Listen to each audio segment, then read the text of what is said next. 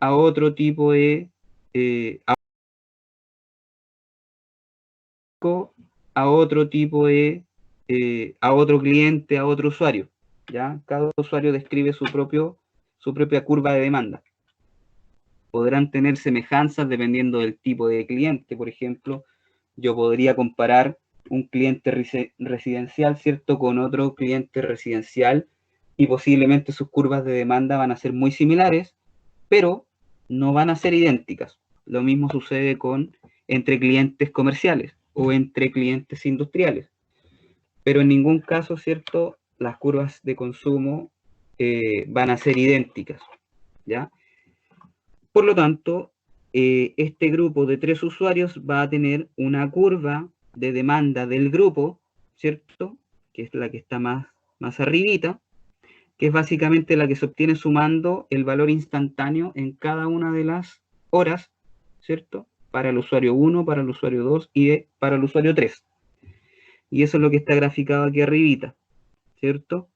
Entonces, si se fijan, ustedes tienen en cada curva del usuario 1, del usuario 2 y del usuario 3 un valor máximo de demanda, pero que no necesariamente es en el mismo instante de tiempo en el que se produce la demanda máxima del grupo, ¿ya? Y adicional también, este valor de demanda máxima no necesariamente es idéntico a la sumatoria de las 3 demandas máximas individuales, ¿cierto? ¿Por qué? Y aquí se aprecia muy bien, ¿cierto? Porque estas 3 demandas máximas no son coincidentes en el tiempo. Y a eso es a lo que nos referimos cuando hablamos de demanda diversificada, ¿ya? Por lo tanto, la demanda máxima del grupo va a ser igual o inferior a la sumatoria de las 3 demandas máximas individuales, ¿ya? Después de eso hablamos de lo que vamos a conocer como regímenes de carga, parámetro que define el comportamiento de una carga a través del tiempo. Frente a eso, ¿cierto?, dijimos que íbamos a tener un régimen de carga permanente, ¿cierto? Que si yo tuviera que... no alcancé a entrenar esto de dibujar acá, pero si tuviera que dibujarlo, ¿cierto?, sería un valor de carga permanente en el tiempo, ¿cierto? Esto es tiempo, potencia. Entonces vamos a tener que para el régimen de carga permanente es un consumo constante. Para un régimen de carga de tipo intermitente, que no me voy a arriesgar a dibujarlo, ¿cierto?, pero me pueden seguir en el puntero, es un valor que puede tomar el valor nominal de carga, ¿cierto? Al siguiente instante de tiempo pierdo la carga, por lo tanto vuelvo a cero. En otro instante de tiempo puedo retornar al valor nominal de carga y así describir una gráfica de tipo escalón en el tiempo, ¿ya? Eso sería un régimen de carga de tipo intermitente. Después vamos a tener un régimen de carga de tipo periódico, que es básicamente idéntico al anterior, ¿cierto?, con la salvedad de que yo voy describiendo un tiempo de trabajo idéntico, un ciclo de trabajo idéntico. El tiempo de detención versus el tiempo en el que está operativa la carga se va repitiendo en el tiempo, ¿ya? Ese sería el régimen de carga de tipo periódico. Y el régimen de carga de breve duración es idéntico al anterior, ¿cierto?, con la salvedad de que el tiempo de operación versus el tiempo que está apagada la carga, el tiempo de operación es mucho menor que el tiempo de detención, ¿ya? Por lo tanto, y ahí hablamos de la temperatura de operación de los equipos, ¿cierto? El tiempo en el que la carga está encendida describe una curva de calentamiento, y el tiempo en que la carga está apagada describe una curva de enfriamiento. Cuando hablamos de un régimen de carga de breve duración significa que cuando la carga está encendida alcanza una temperatura de operación, pero luego cuando yo apago la carga transcurre un tiempo tal que permite que esa carga o esa temperatura alcanzada vuelva a la temperatura ambiente, ¿ya? Y obviamente todos estos conceptos, lo que tiene que ver con demanda, lo que tiene que ver con regímenes de carga, me van a ayudar, ¿cierto?, a hacer un correcto modelamiento de la carga, para hacer todo lo que tiene que ver con dimensionamiento de sistemas eléctricos. Después hablamos, ¿cierto?, de qué era una falla. Dentro de eso dijimos, ¿cierto?, que yo podía tener dos tipos de falla. Una dice relación con la unión entre dos puntos a diferente potencial, o lo que tiene que ver con la ausencia temporal o permanente de energía. En cualquiera de los dos casos, ¿cierto?, estoy en presencia de una falla, ¿ya? Esa unión entre dos puntos a diferente potencial, que es como lo que se muestra aquí en la figura de acá, ¿cierto? Estoy uniendo el polo positivo con el polo negativo, o la fase con el neutro, ¿cierto? Es lo que nosotros vamos a conocer como cortocircuito, ¿ya? Y la apertura del sistema es lo que nosotros vamos a conocer como pérdida de suministro, ¿ya? Más abajo, ¿cierto?, el concepto de sobrecorriente es una corriente por sobre el valor permitido, ¿cierto? En general, esta sobrecorriente va a ser producida por el concepto que aparece aquí abajo, ¿cierto?, que es una sobrecarga, ¿cierto? Si yo tengo un sistema que está dimensionado para operar con una potencia nominal determinada, al yo exigirle una potencia superior a esa, voy a generar obviamente una sobrecarga en el sistema y consecuentemente una sobrecorriente en ese sistema, ¿ya? Afortunadamente, para salvar ese tipo de situaciones van a estar las protecciones eléctricas, que son dispositivos destinados a desenergizar un sistema cuando existe alguna condición anormal. Entiéndase condición anormal cualquiera de las descritas anteriormente, ¿cierto? Una condición anormal va a ser una sobrecarga, una condición anormal va a ser también una sobrecorriente, y una condición anormal también la vamos a entender como una falla. En cualquiera de esos tres casos, ¿cierto?, las protecciones van a desenergizar parte del sistema o el sistema completo, ¿ya? Más abajo, ¿cierto?, lo que tiene que ver con la puesta a tierra, básicamente es un conjunto de electrodos cuya finalidad es establecer contacto con el suelo.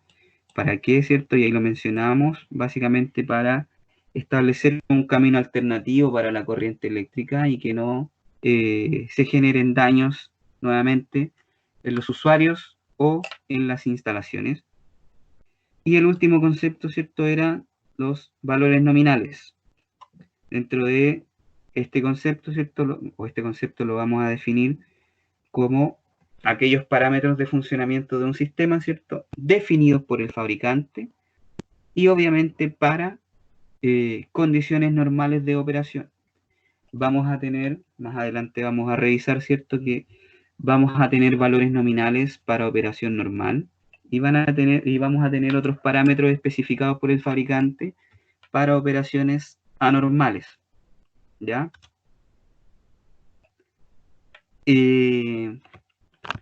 Siguiendo con la presentación, es importante, creo que se los mencioné, y si no se los mencioné, se los comento ahora, ¿cierto?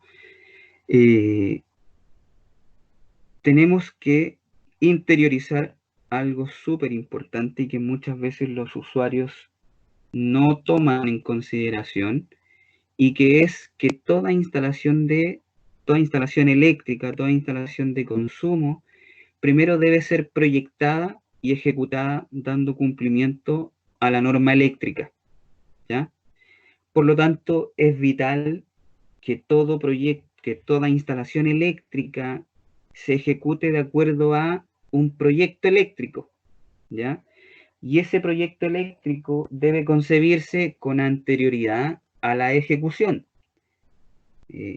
Quizás los que trabajan en esta área, ¿cierto? Sabrán que eso no muchas veces sucede, ¿ya? En general, los, los usuarios de las instalaciones eléctricas desconocen esto y muchas veces contactan al técnico, al maestro, ¿cierto?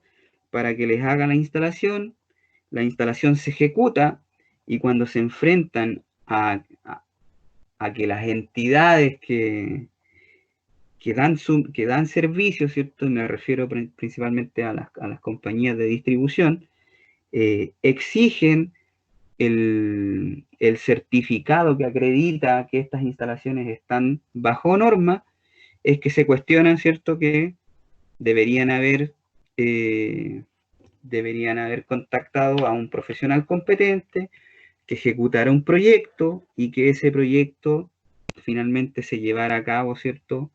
Y que fuera obviamente supervisado bajo el profesional que hizo ese proyecto, ¿ya? Entonces, nuevamente lo que sucede en la realidad es que el cliente se pone en contacto con una persona que no sabemos si es técnico o si es maestro, ¿cierto? Ejecutan las instalaciones, desconocen la normativa y a la hora de pedir conexión o de pedir suministro, la compañía les exige que presenten el certificado. Lamentablemente, ese certificado se extiende solamente por un profesional competente del área, por lo tanto, entra en contacto con algún técnico o con algún ingeniero, ¿cierto? Que tiene la capacitación. Y ese ingeniero lo primero que les dice, ¿cierto?, es si existe o si existió algún proyecto, ¿ya? Al no existir, viene una etapa en la que uno tiene que levantar la instalación, tiene que ir a terreno a verificar que todo esté en regla, tiene que hacer el plano, tiene que hacer el proyecto eléctrico y tiene que presentarlo a la superintendencia. Hecho eso, se obtiene el certificado y con ese certificado el cliente puede ir a solicitar suministro, ¿ya? Pero ese camino alternativo que acabamos de describir no es el correcto, ¿ya? Cualquier cosa, cualquier sistema, cualquier instalación que se quiera poner en servicio debe considerar primero una etapa de proyecto, ¿ya? Esa etapa de proyecto recoge todos los requerimientos del usuario y obviamente se proyecta para dar cumplimiento a todos esos requerimientos, ¿ya? Una vez hecho eso, es que se ejecuta de acuerdo al proyecto, ¿cierto? Y con la supervisión del profesional competente, para garantizar que todo lo que se implemente esté dentro de la normativa, ¿ya? Y hecho eso, terminada la implementación, se hacen los ajustes, ¿cierto?, en el proyecto inicial y se presenta a la superintendencia. Y de ahí, obviamente, ¿cierto?, la superintendencia otorga el certificado y ese certificado uno se lo entrega al cliente y el cliente puede ir a solicitar suministro. Ese es el camino correcto, ¿ya? Otra cosa importante y que muchas veces por la premura de poner en servicio algún proyecto, alguna instalación, se solicita hacer la inscripción en la superintendencia antes de que las obras estén terminadas, ¿ya? Entonces, no olvidar el segundo punto que dice que la superintendencia podrá controlar en cualquiera de las etapas de implementación. O sea, si yo hago la presentación del proyecto indicándole a la superintendencia que esto está terminado y la superintendencia considera necesario ir a fiscalizar a terreno y resulta que la obra efectivamente no estaba terminada, el profesional que está haciendo esa presentación va a ser multado, ¿ya? Va a ser multado ¿por qué? Porque básicamente la superintendencia va a contrastar la información que yo estoy indicando con lo que está en terreno y se van a dar cuenta que hay cosas que no existen. Al existir discrepancias entre lo que yo estoy presentando y el terreno, es que la superintendencia genera estas multas. Por eso es importante. Yo no tengo que presentar nada a la superintendencia que no esté debidamente terminado, ¿ya? Y que obviamente yo me asegure de que todo lo que está hecho en terreno está de acuerdo a los planos y obviamente de acuerdo a la normativa vigente. Después, empalmes eléctricos. Si se fijan en la imagen de la derecha, ¿cierto? Aquí podemos ver lo que nosotros vamos a considerar como empalme eléctrico, ¿cierto? Que es todos los dispositivos que me permiten conectar la red de distribución con la instalación eléctrica interior. Por lo tanto, todo lo que está en la imagen se considera parte del empalme eléctrico, ¿ya? Importante que toda instalación se conectará a través de un solo empalme, solo un empalme, ¿ya? Con la salvedad, ¿cierto?, de que alguien podría decir, pero yo conozco instalaciones que tienen más de un empalme. Efectivamente las hay. Pero lo primero que yo tengo que hacer para solicitar un empalme adicional, ¿cierto? O para solicitar 2 o n empalmes, es tener números de rol diferentes, ¿ya? Por lo tanto, yo en estricto rigor puedo solicitar solamente un empalme por cada rol que tenga la propiedad, ¿ya? Entonces, alguno que sepa de arquitectura sabe que yo puedo hacer particiones dentro de algunos terrenos que tienen que cumplir ciertas características, ¿cierto? Y si yo tengo un rol asignado a cada una de esas particiones, yo eventualmente podría solicitar un empalme por cada una de ellas. Pero si yo tengo un rol único para una propiedad, lamentablemente puedo solamente solicitar un solo empalme, ¿ya? Lo otro importante es que el equipo de medida que es este que está aquí, ¿cierto?, debe ubicarse en un semicírculo de radio no superior a 15 metros desde el acceso de la vía pública. O sea, donde inicia mi terreno, yo voy a tener un radio de 15 metros, ¿cierto? Voy a dibujar un semicírculo y el equipo de medida debe quedar instalado dentro de esa área, ¿ya? Por normativa. Esto es particularmente útil, ¿cierto? Cuando hablamos de parcelas que tienen gran tamaño, ¿cierto? Y que usualmente las casas, las construcciones, están hechas a una distancia importante respecto de donde inicia la propiedad.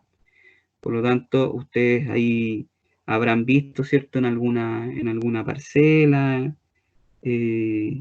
en que el equipo de medida está en un poste que está cercano, está montado en un poste cercano a donde inicia la propiedad, y desde allí, ¿cierto?, se lleva un alimentador hasta donde está la casa, ¿cierto?, o la construcción, ¿ya? Profe, una consulta. Dígame. Con respecto a lo que hace referencia de vía pública, ¿es netamente acceso peatonal o también se considera vía pública el acceso vehicular? Primero, el acceso vehicular está dentro de la propiedad. ¿Se refiere a eso?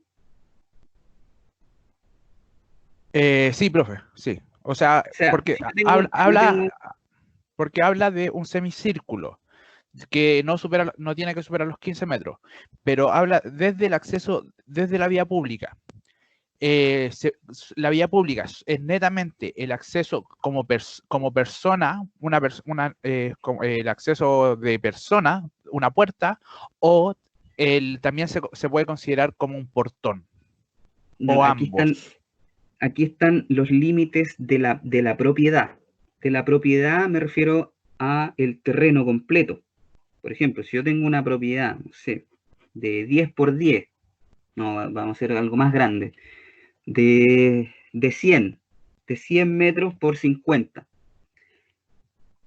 La propiedad mide 100 metros por 50, ¿cierto? Independiente de que la casita esté al final de estos 100 metros, ¿ya? Por lo tanto, este semicírculo se considera desde el portón de acceso a la propiedad, ¿ya? todo lo de lo que yo no sea dueño es vía pública. No sé si me explico.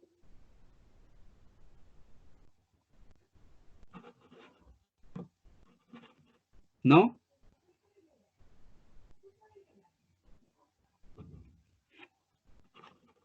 ¿Aló? O sea, a lo que principalmente me refería era el tema de vía pública. Entonces, también se considera como vía pública el, como el tránsito vehicular. O sea, se podría colocar dentro, ya pongámosles que el medidor no lo vamos a tener directamente en el acceso peatonal, pero sí se puede colocar en un acceso vehicular. Mire, vamos a Considerando hacer, un dibujito mejor. un dibujito. Sunpaint. Déjenme, Sunpaint. no, si esto tiene, ¿dónde fue que lo vi? En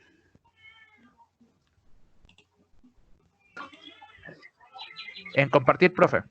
En la. Ahí aparece Ahí está. una pizarra. ¿Están viendo, cierto, la pizarra? Sí. Sí, ya. Oye, esto es súper difícil, ¿eh? Necesita un mouse. Cuando... El lápiz. Lo más práctico.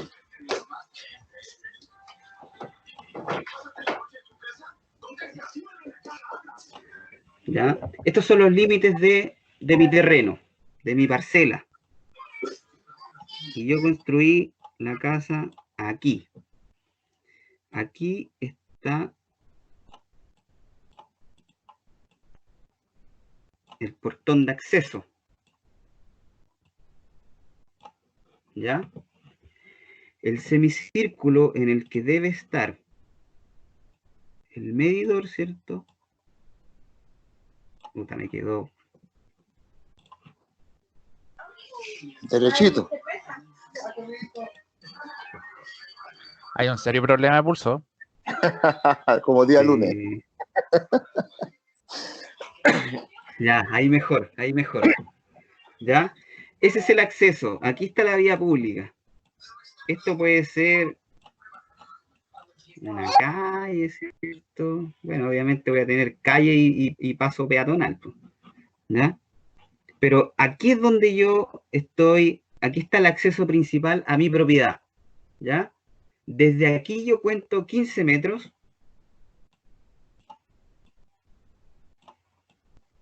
¿Cierto? Un radio de 15 metros, dibujo el semicírculo y la instalación del poste en donde yo voy a montar el equipo de medida debería estar dentro de esta zona.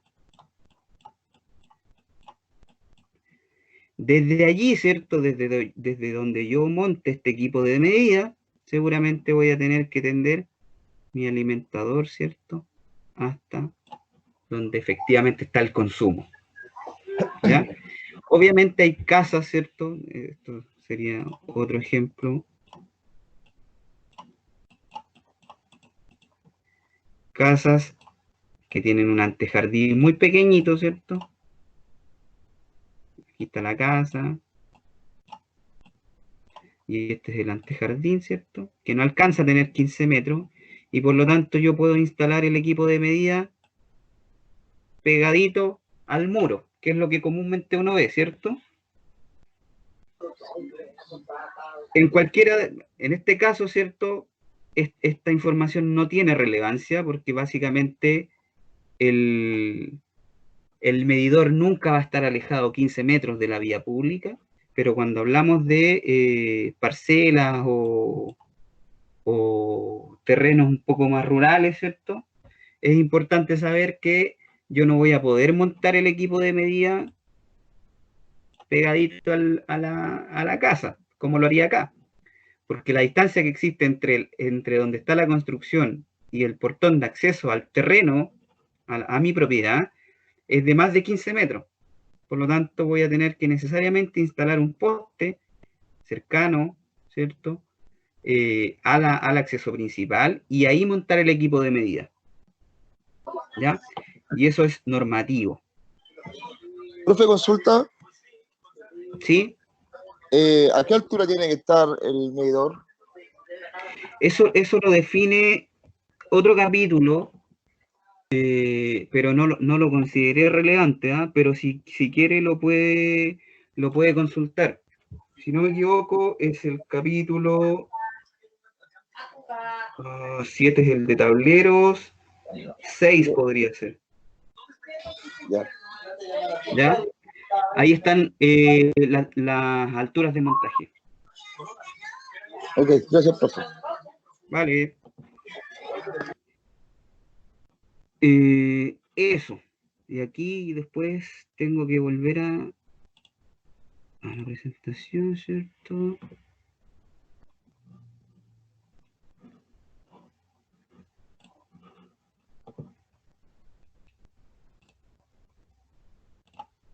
Compartir escritorio.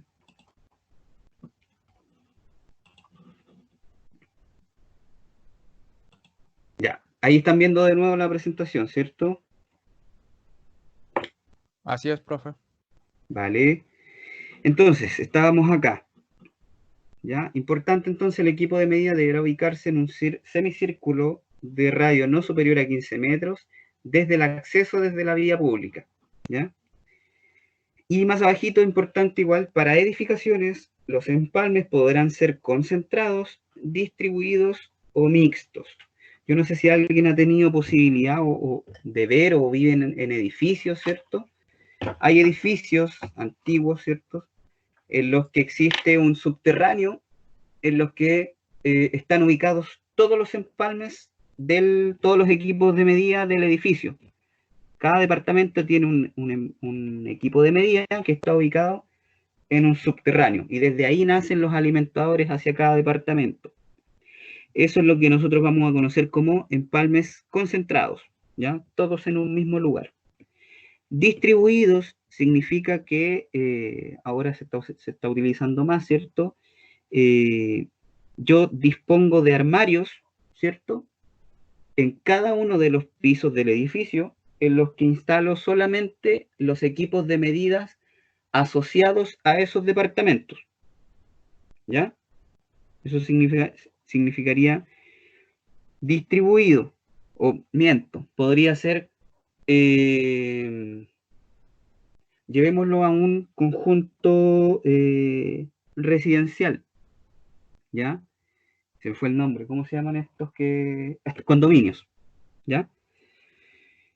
En los que el empalme no está en un lugar, todos los empalmes no están alojados en el mismo lugar, sino que cada casa que conforma el condominio tiene su empalme alojado en donde está la casita, digamos, está asociado está montado contiguo al muro de la casa, ¿ya? Eso sería distribuido. Y mixto es el ejemplo que les di del edificio, que en este caso yo de igual manera voy a tener cierta cantidad de empalmes en un mismo lugar, pero van a ser solamente los empalmes asociados a los departamentos que están en ese piso, ¿ya? Entonces yo podría tener cualquiera de esas tres condiciones. Ya la norma define como, como posibles cualquiera de esas tres condiciones. De acuerdo a la norma NSH 1287 de empalmes aéreos monofásicos, esto es lo que nosotros vamos a conocer como empalme, ¿ya? Dentro de este esquema, cada una de las partes que constituye el empalme, ¿cierto? La primera de ellas es el arranque, es básicamente todo el conductor y los accesorios necesarios para llegar desde la postación del sistema de distribución hacia la casa, hacia el domicilio, ¿ya? Ese es el arranque.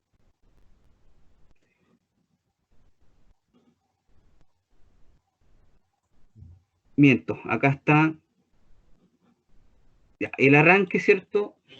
Perdón aquí.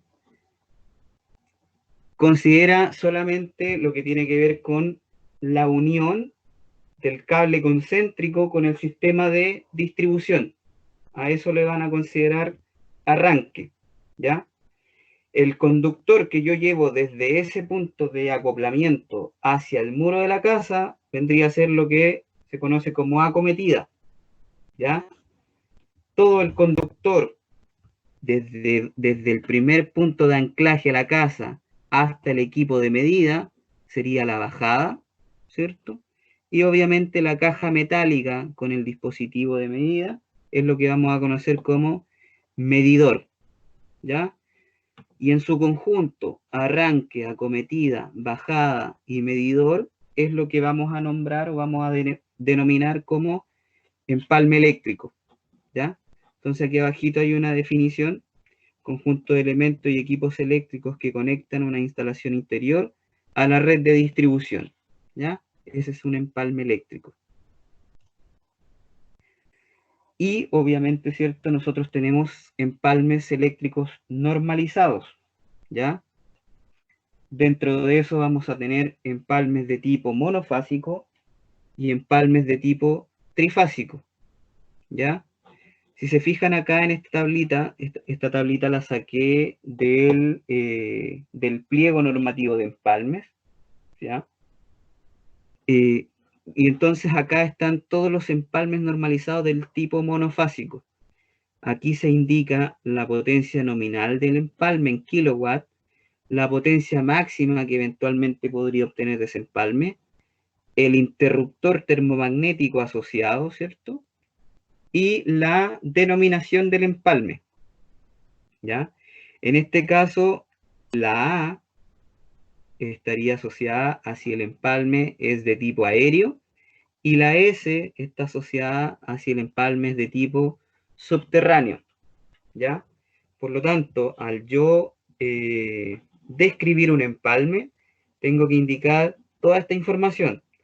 Voy a instalar un empalme, ¿cierto?, del tipo A6, significa que voy a instalar un empalme monofásico aéreo, con interruptor de 16, que me permite un rango de potencia de entre los 3,3 kW y los 3,5 kW, ¿ya? Y así para abajo. Tengo empalmes de tipo A9, ¿cierto? Y acá están los empalmes de tipo trifásico, ¿ya? Lo mismo, este es un empalme de tipo aéreo, A16, con interruptor de 10, que me permite una potencia nominal de entre los 6,1 y 6,6 kilowatts, ¿ya? Si se fijan, en términos de empalme, ¿cierto? Yo voy a tener capacidad hasta 40 amperes. Cualquier empalme o cualquier instalación que tenga un requerimiento de más de 40 amperes, de más de 8,8 kilowatts, necesariamente tiene que pasar a un empalme de tipo trifásico, ¿ya? Eso igual es súper importante.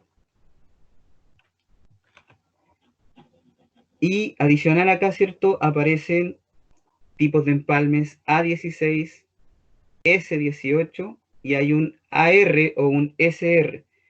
La R hace referencia a si el empalme va a tener capacidad de medir reactivos, ¿ya? O sea, yo puedo poner un empalme trifásico A16, que es un empalme aéreo, ¿cierto?, que solamente es capaz de medir potencia activa, o puedo vincular un AR18, ¿cierto?, que es un empalme también de tipo aéreo, pero que tiene capacidad de medir potencia reactiva, ¿ya?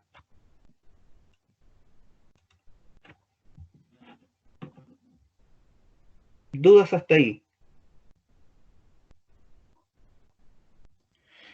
Profe, Dígame. sobre el tema de las medidas, que dijo que sobre 8,8 ¿Sí? tiene que ir un empalme de tipo trifásico.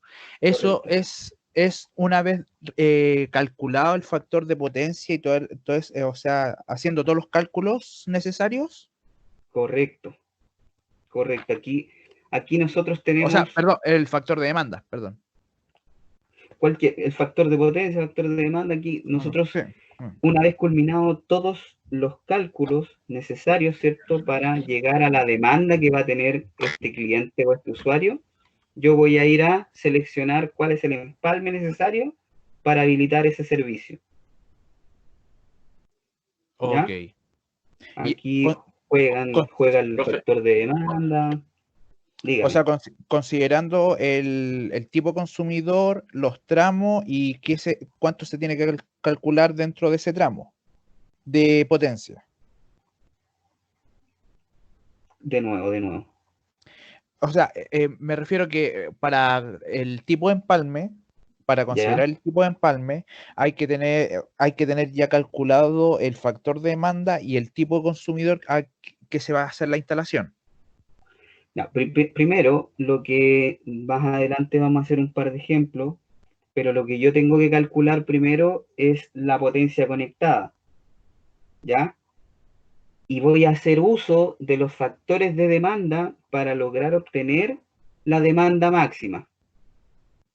Y Ya, con esa demanda máxima es que yo voy a contrastar con esta tabla cuál es el empalme que necesito para dar cobertura a esa demanda máxima. perfecto. Ya. ¿Ya? Ok, Ahí nosotros vamos a poder escoger también, ¿cierto?, de si vamos a escoger el empalme utilizando, tenemos dos caminos. Podemos hacer la selección del empalme utilizando la potencia conectada, o podemos hacer uso de los factores de demanda para obtener la demanda máxima e ir a seleccionar con ese valor. ¿Ya? Cualquiera de los dos caminos es válido. ok. ¿Ya? Otra cosa importante es lo que tiene que ver con tableros eléctricos. ¿Ya? Los tableros eléctricos son equipos que concentran dispositivos de protección y maniobra y que obviamente intervienen sobre la instalación completa o parte de ella.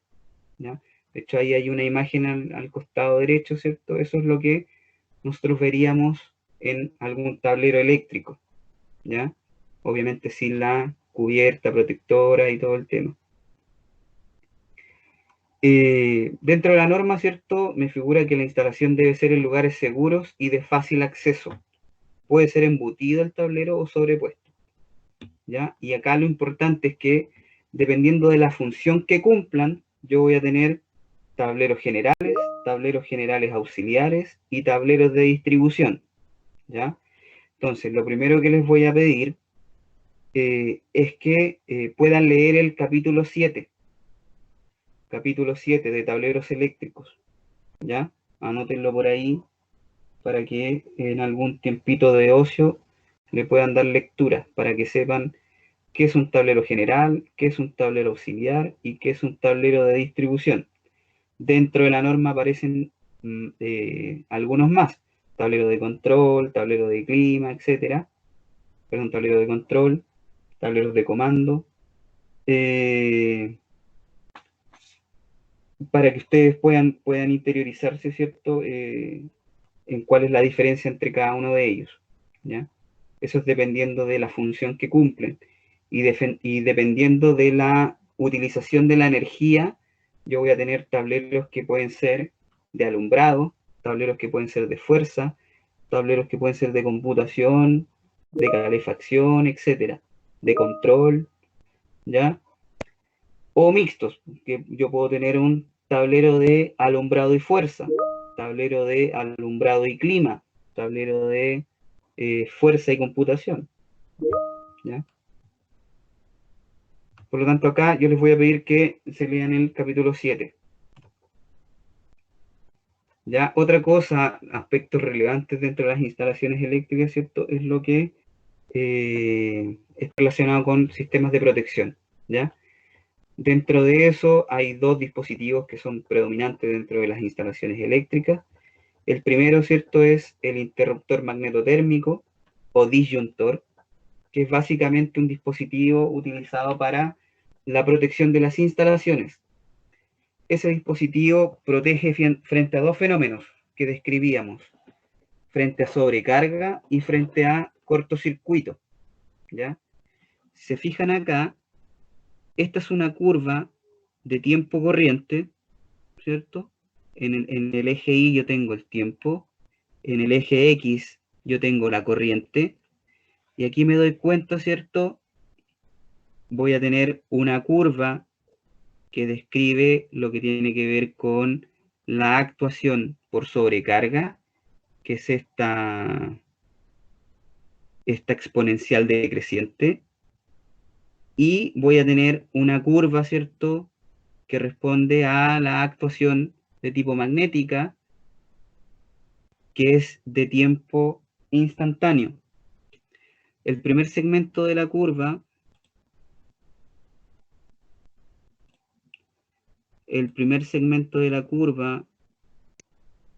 se conoce como actuación de tiempo inverso, y este segmento, actuación de tiempo instantáneo.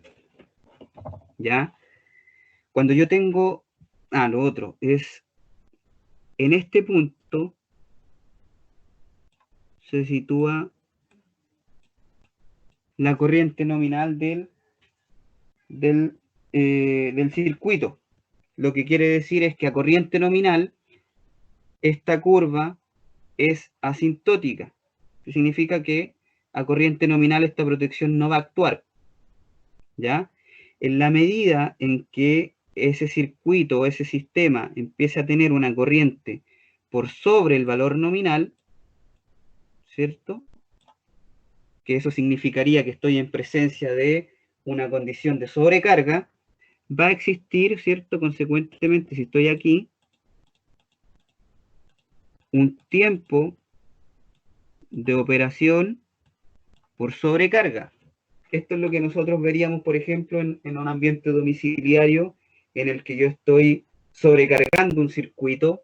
Sobrecargarlo, ¿cierto?, significa que estoy conectando más allá de la potencia nominal que me permite, o para lo que fue dimensionado ese circuito, y que por lo tanto estoy teniendo una corriente superior al valor nominal, y pasado un tiempo, ¿cierto?, esa protección se cae, ¿cierto? No sé si a alguien le ha pasado.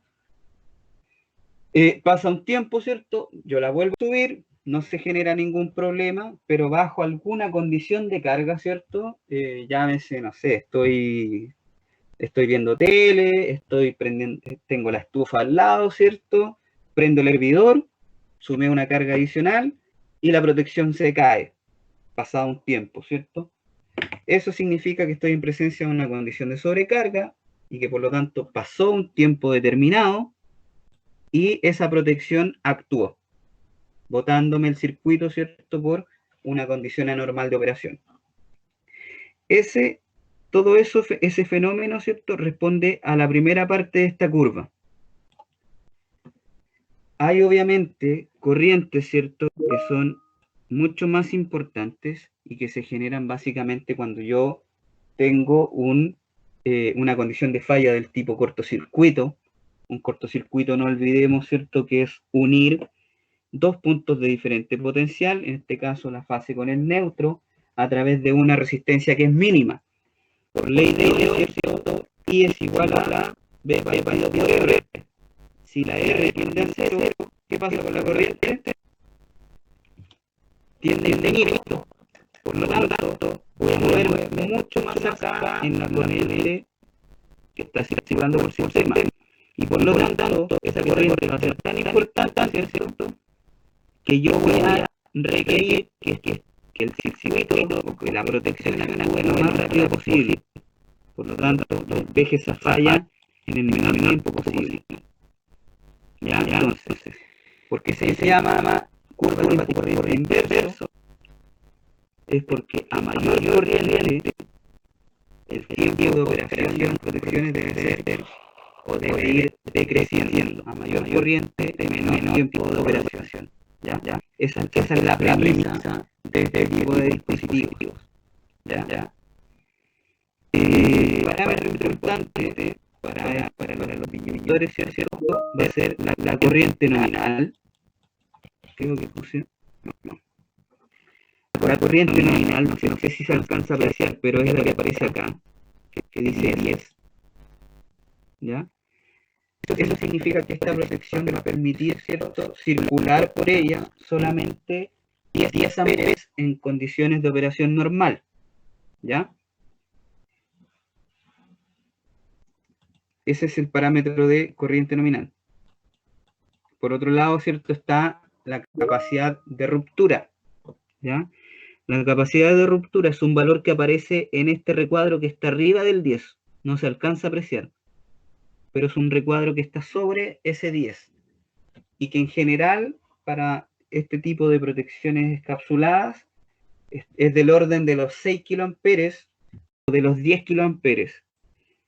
Y esos 10 o 6 kiloamperes dicen relación con la máxima corriente que es capaz de aperturar ese elemento en condiciones anormales de operación, ¿ya? O sea, este dispositivo de protección me va a permitir despejar un cortocircuito de hasta 6 kiloamperes o de hasta 10 kiloamperes.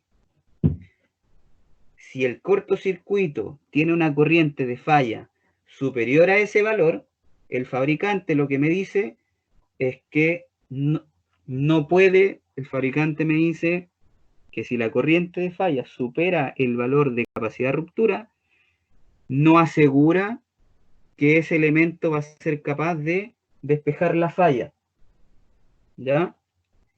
Puede suceder cualquier cosa, que se fundan los contactos, que el dispositivo se derrita, etc.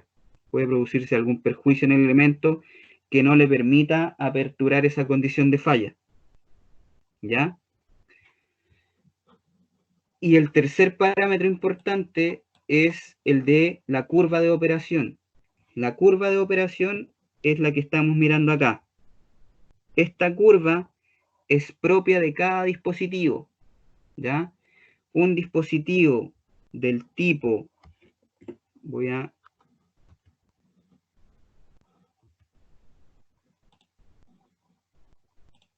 limpiar un poquito la imagen, ahí, ¿cierto?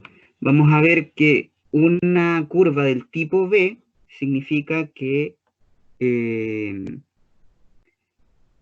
la curva que vamos a tener, ¿cierto?, es de tiempo inverso hasta 3 veces la I nominal, y de 3 veces la I nominal hacia adelante voy a tener operación de tiempo instantáneo, ¿ya?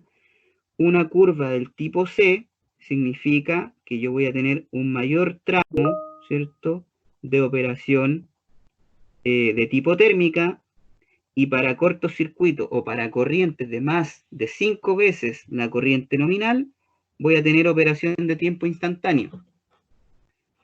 Y una curva del tipo D significa que yo voy a tener un mayor tramo, ¿cierto?, de operación de tiempo inverso, y entre 10, para valores superiores a 10 veces la I nominal, ahí recién va a empezar a operar la de tiempo instantáneo.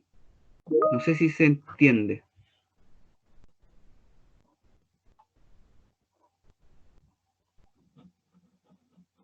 ¿Sí? No, profe, otra vez, por favor.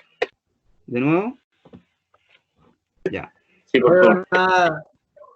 No veo nada. ¿Qué? ¿No se ve la presentación?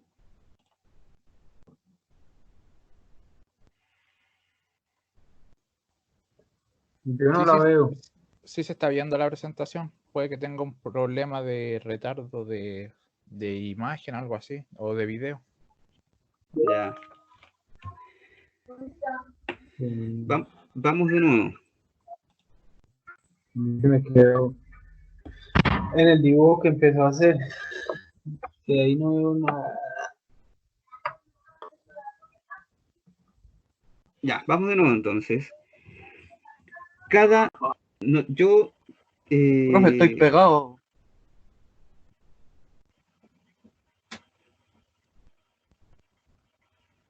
Ayuda. como pegado, no ve la imagen. Quedé pegado a la pizarra en el dibujo que hizo usted. Ah, Igual. Chócale. Ya. Lo que pueden hacer, chicos, es salir de la reunión y volver a entrar. Apegado, apegado. Profe, ¿Cómo me salgo? debe ser el internet, súper bien. Estoy hace como media hora así. No es un tema de internet, es que cuando hizo como el dibujo, que se Ya, quedaron como la pegados, se clínica. quedaron pegados con o sea, quedaron como con la imagen del dibujo, con la pizarra. Y cuando el profe empezó de nuevo con la presentación, cambió como la pantalla. Y tienen que volver a retomar la conversación que tiene el profe. O sea, tienen que marcar como su perfil, por decirlo así, su nombre para que muestre lo que está viendo. Su tutorial. Profe, hay que subir un tutorial de esto. Créanme Por favor, que esto, por favor. créanme que esto es nuevo para todos los que Oiga, estamos acá. pero ¿en qué parte le hacemos clic para volver a la pantalla? Que yo la veo Mira. chiquitita, la veo. Pero cuando la pongo grande, se va otra vez a la pizarra. Profe, ayuda. Cacorro. Se me ocurre que salgan de la reunión, corten la llamada y vuelvan a ¿Cómo entrar. salgo? Lo he hecho como 5 veces. Aquí donde dice colgar. Igual. Profe, ya lo hice. Internet Solo mal. lo mismo. Pobre. Chuta. Lo otro que pueden hacer es en el Bueno, listado huevo. de personas que están conectadas, seleccionar el perfil del profe, onda el nombre y hacerle un clic. Y ahí debería mostrarle lo que está viendo el profe. Voy a dejar de compartir y voy a volver a compartir. Por favor.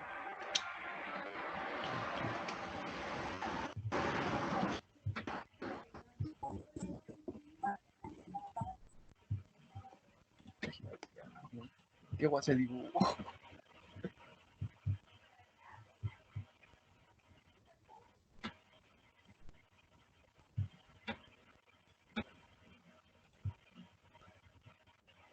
Ahí sí.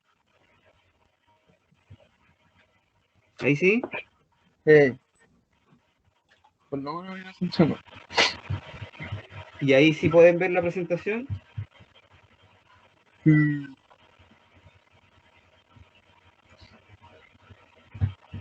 ¿Sí? Sí. Ya, vamos entonces. Les decía entonces que nosotros vamos a tener un tiempo de operación inverso. Ayuda, yo no. No sé qué hacer para ayudarlo. Bueno, no. Voy a Dejémoslo, cerrar y mañana. volver a meter. Puta la cosa.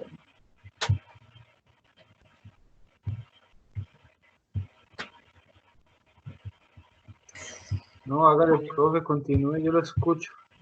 Ya. Entonces, en esta curva, ¿cierto? En esta gráfica de la izquierda vamos a tener un tiempo de operación de tipo inverso, que es esta exponencial decreciente, y un tiempo de operación de tipo instantáneo, que es esta línea recta que aparece aquí abajo. ¿Ya? Dependiendo de la curva de operación, la operación de tiempo instantáneo va a suceder para niveles de corriente menores o mayores. ¿Ya?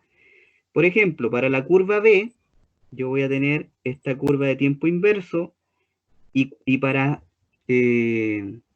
corrientes de más de 3 veces la I nominal de operación, yo voy a tener operación de tiempo instantáneo. O sea, poniéndolo en números, para esta protección de 10 amperes.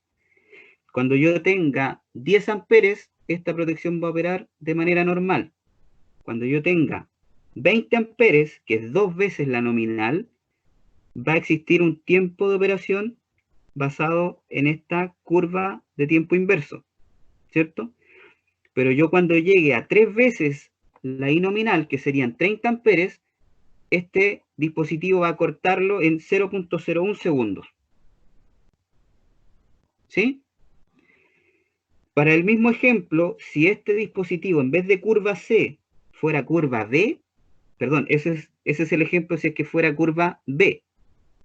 Si para el mismo ejemplo esto fuera curva C, para una corriente nominal de 3 veces, para una corriente de 3 veces la I nominal, yo seguiría con un tiempo de tipo inverso, con esta curva. Y cuando yo llegue a una corriente de operación, a una corriente de más de 5 veces la nominal, significa que este dispositivo va a actuar a través de la curva de tiempo instantáneo. O sea, basado en este mismo ejemplo, 5 veces la nominal serían 50 amperes. Si yo tengo una corriente de 50 amperes circulando por el dispositivo, si es curva C, lo va a cortar en 0.01 segundos. Mismo ejemplo, si yo tengo 50 amperes, pero ahora el dispositivo es curva D, va a seguir actuando en un tiempo inverso, ¿cierto? Basado en esta curva, hasta que yo obtenga 10 veces la I nominal. Será para corrientes de 100 amperes hacia arriba, recién un curva D va a actuar en tiempo instantáneo, 0.01 segundos. ¿Ya? O sea, básicamente, entre mayor sea la letra de la curva, este dispositivo va a ser más lento en la operación de tiempo instantáneo. ¿Ya? ¿Para qué sirve eso? Básicamente para hacer coordinación de protecciones. Cuando yo hago coordinación de protecciones y tengo una falla, me interesa que el dispositivo que despeje esa falla sea aquel que está más cerca de la falla, ¿cierto? Te los voy a plantear en términos de un ejemplo práctico. En el mismo de la parcela que les decía yo, voy a tener un tablero de distribución, ¿cierto? En el que van a haber circuitos parciales. Y voy a tener el medidor que va a estar a 80 metros de mi casa, porque tiene que estar en el radio de 15 metros desde el portón de acceso. Será cómodo desde el punto de vista del usuario, ¿cierto? Que ante un cortocircuito determinado, en vez de despejar la falla, la protección que está dentro del tablero que está en la casa, la despeje la protección del medidor.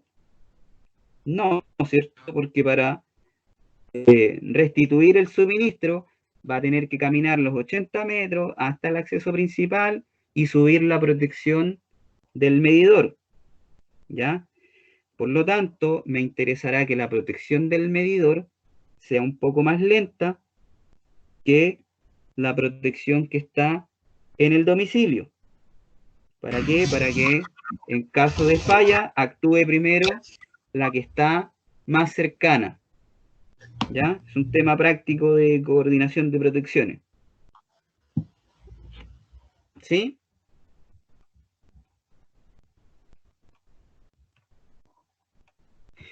Otro dispositivo de protección que está presente dentro de las instalaciones eléctricas es el denominado protección diferencial o interruptor diferencial. ¿Sí? Sobre la corriente nominal que habla de en los disyuntores, ¿es netamente la capacidad que trabaja el disyuntor o tiene que ver con otra corriente? No. La capacidad nominal es la máxima corriente que permite la protección en condiciones normales de operación. Ya, pero en el caso de para elegir una curva que habla de una corriente nominal, ¿también se trabaja con la que permite el dispositivo de protección o no? Sí. Si se fijan, la curva especifica en términos de la I nominal. Una vez la nominal, 5 veces la nominal, 10 veces la nominal. Para, dígame. Entonces la corriente nominal es la que muestra, en este caso, el dispositivo en su especificación técnica. Correcto. Ya. Ok, muchas gracias. Ya. Entonces, decíamos que por un lado está el disyuntor, ¿cierto? Que se encarga de proteger las instalaciones, y por otro lado está el diferencial, que es un dispositivo de protección pero que básicamente se encarga de proteger a los usuarios de las instalaciones. Y protege, obviamente, contra corrientes de fuga, ¿cierto? Contra contactos indirectos. ¿Qué quiere decir esto, cierto? ¿Qué es un contacto indirecto? Básicamente es cuando el usuario entra en contacto con alguna superficie que en condiciones normales de operación no debería tener circulación de corriente, ¿ya? Dentro de eso, ¿cierto? Están todas las carcasas de los equipos, ¿cierto? Por ejemplo, no sé, un tablero eléctrico es metálico, ¿cierto?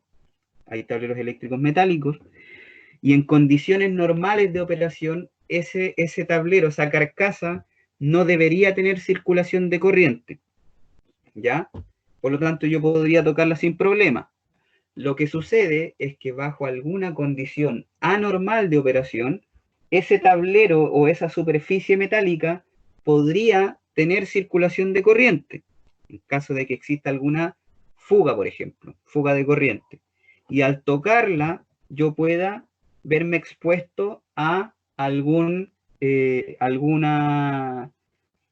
circulación de corriente por mi cuerpo, ¿ya? Eso sería un contacto indirecto. En caso de ese tipo de situaciones es que opera esta protección diferencial, cortando nuevamente, interviniendo el suministro, cortando el suministro, ¿cierto? Para que yo no tenga riesgo de electrocución, ¿ya? Si se fijan acá, en el diagrama de operación, ¿cierto? Lo que está censando esta protección es la corriente de entrada del circuito y la corriente que retorna por el neutro, ¿ya? Al existir alguna diferencia entre la corriente que entra al circuito y la corriente que sale, se va a generar un campo eléctrico, ¿cierto? Y por lo tanto se va a generar una tensión inducida. Esa tensión inducida la va a detectar, ¿cierto? Este dispositivo, y la va a identificar. ¿Alguien tiene el micrófono activado? Ya, esa tensión inducida, el dispositivo la va a identificar como una pérdida, como una fuga de corriente, ¿cierto? Y por lo tanto va a hacer que este dispositivo aperture el circuito, ¿ya? Obviamente esa fuga de corriente significa que yo en alguna parte estoy perdiendo corriente hacia alguna carcasa metálica. Por lo tanto, para evitar el riesgo de electrocución de los usuarios, el dispositivo va a aperturar el sistema. Parámetros importantes de este tipo de dispositivos, dos, ¿cierto? La corriente nominal, que aparece acá, 25 amperes, y la sensibilidad, que es la que aparece acá, 30 miliamperes, ¿ya? Nuevamente, la corriente nominal, estos 25 amperes, es la máxima corriente que permite este dispositivo en condiciones normales de operación, ¿ya? Y la sensibilidad va a ser la máxima diferencia de corriente que permita al dispositivo entre la corriente que está censando en la entrada y la corriente que está censando en la salida.